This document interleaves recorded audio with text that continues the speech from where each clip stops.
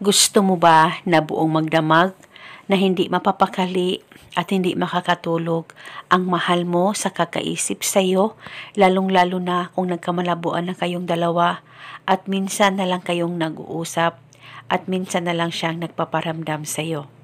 Kaya gusto mo ba na siya ay hindi mapapakali sa pamamagitan nitong ritual na gagawin mo ngayon, at isa itong paraan para maging okay at maayos kayong dalawa ng partner mo.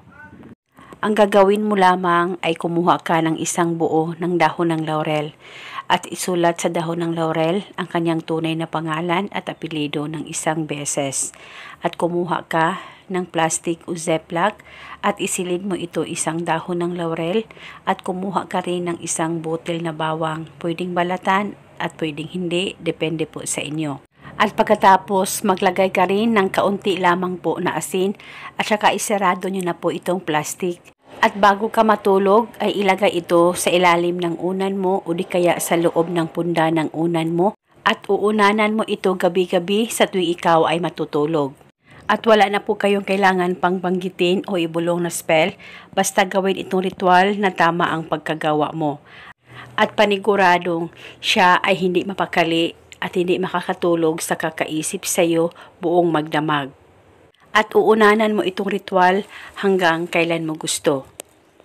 At pwede ka rin gumawa pa ng iba't ibang ritual na binahagi ko. Kahit ilan pa ang gusto mong gawin na ritual sa isang araw na gusto mong pagsabayin ay wala pong problema.